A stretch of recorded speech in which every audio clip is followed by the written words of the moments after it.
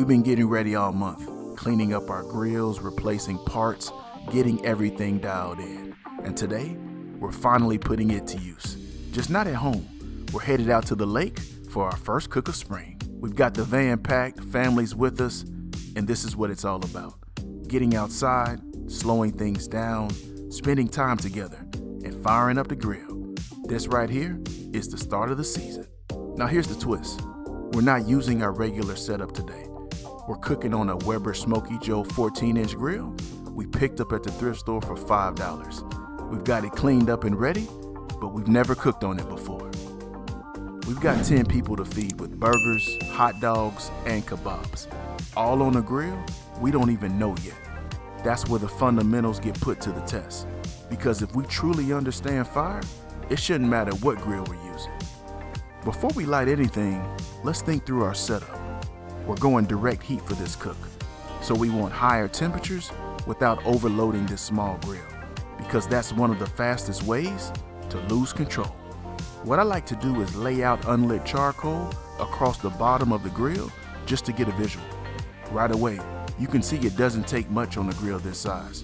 We're landing at about half a chimney to get us started.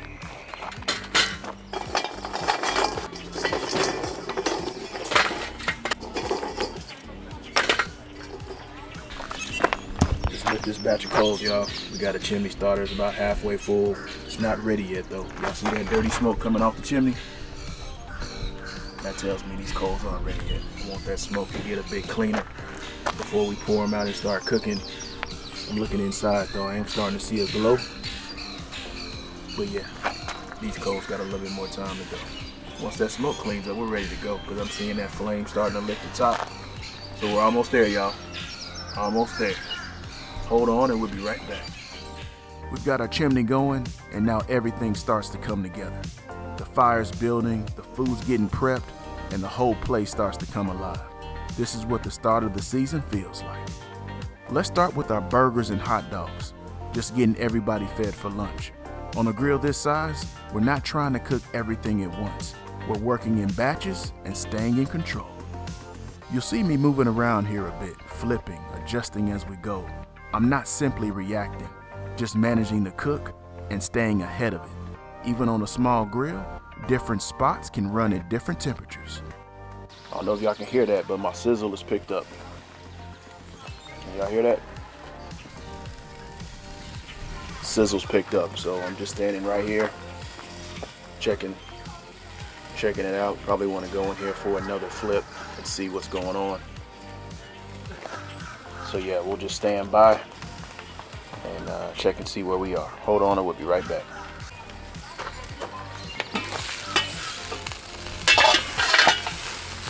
Come in right now and just do a temp check, just see where we are.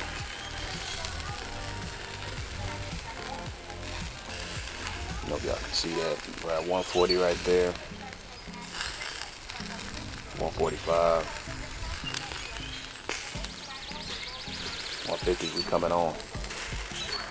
There you go. So what you're hearing, that's that grease vaporization. Right? That's that flavor, man, that comes from charcoal grilling. You see those fats, y'all? See those fats?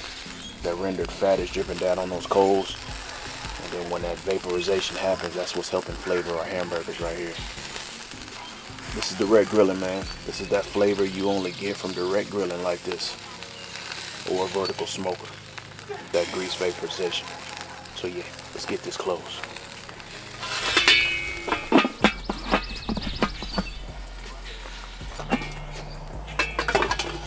Alright y'all, we're working on our second batch now. So I'm just looking, seeing how we're doing. Yep, we're not ready to flip yet. Just looking at our top side action. We're not there yet. Yep, no need in checking. Let it go.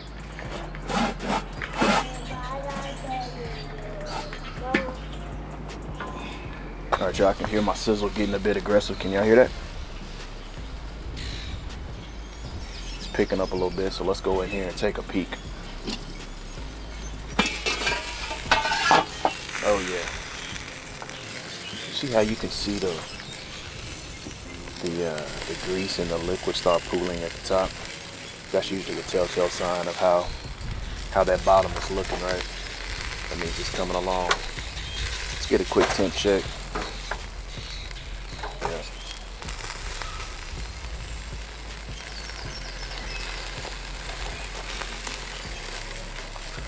Kylie, can you help him, please? Door. No, you want to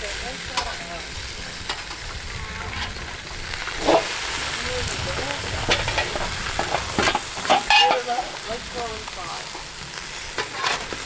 Come on, go inside. Let's go inside. No, come on. One thing I'm doing here is rotating the lid as we cook. The exhaust vent placement on a Weber kettle affects airflow across the entire grill, so this helps even things out. It's the same thing we do on our 22-inch kettle at home. One thing we talked about on the channel on the Weber kettles, when you're cooking on a kettle and you're cooking direct like this, what I noticed is that the hamburgers on the left were cooking a bit slower over here. So you can change how your Weber kettle drafts by just changing the vent placement. Since we're cooking direct heat today, right? The way this grill was drafting, we had the exhaust going out on the right side. Well, if we want to even out the cook, we just rotate the exhaust to now come out the left side. And that should affect how this kettle drafts, and it should help even out the cook. So that's a quick tip for you. But yeah, so far so good, guys. Beautiful day today. Beautiful vibe out here, man. So yeah, we're gonna go ahead and settle in and finish the rest of this cook. And this is where a lot of people get stuck. They think it's all about the grill or the setup, but really, it's about understanding your fire. Because once you've got that, you can do this anywhere.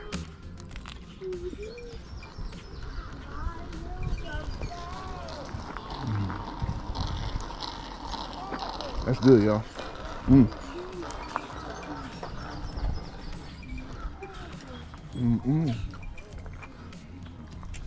Ain't nothing like a nice burger directly grilled on those coals. Wow.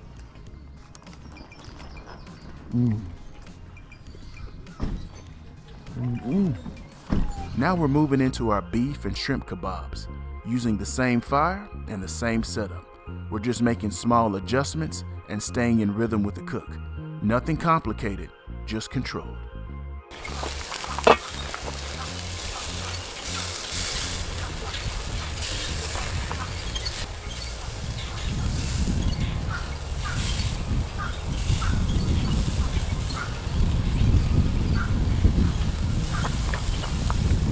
All right, y'all, just checking back in. This is the last round on the kebab, so let's give them a peek. Oh yeah, looking good. I'm liking the color. Everything's tracking good. Internal temp on these, I'm trying to get to like that medium well. Maybe 155, 150. So let's come in here for a quick temp. But the look is telling me, they got that look to them. So we probably here. I'm gonna check the largest one right here. Oh yeah, that's good.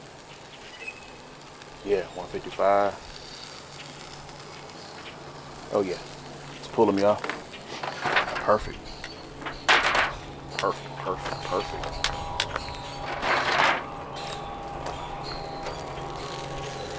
Appreciate y'all hanging out with me today on beautiful Lake Guntersville, here in Guntersville, Alabama, while we grill up some food for the fam. My wife and the kids, y'all, I think they went on a little walk around the campground, so we should be having this dinner almost ready for them when they get back. So yeah, let's go ahead and get our kebab set up here. Now, we got one more thing to put on, y'all. We got some shrimp we got to put on, so let me get this situated. Hold on and I'll be right back. All right, y'all, shrimp is next though, but before we put our shrimp on, I want to clean this grate. As you know, shrimp can be very delicate. They're very delicate, so we need to clean our grates.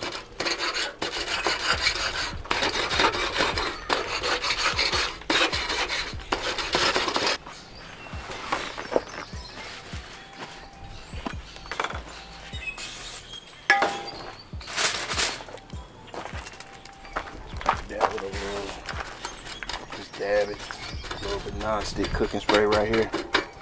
Nice little dab. Then let's get our shrimp. Hold on, and we'll be right back.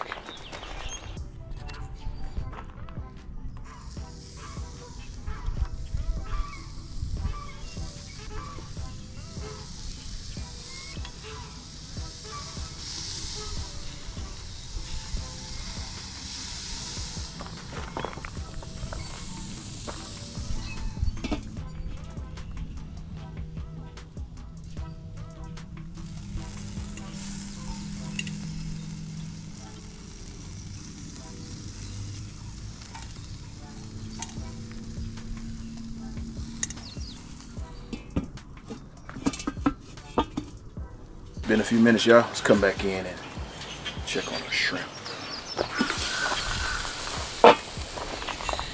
Looking for that color. Oh yeah, those look good. I think this batch is done. Checking our color. Yep, we're pink all the way through. Yep, color looks good.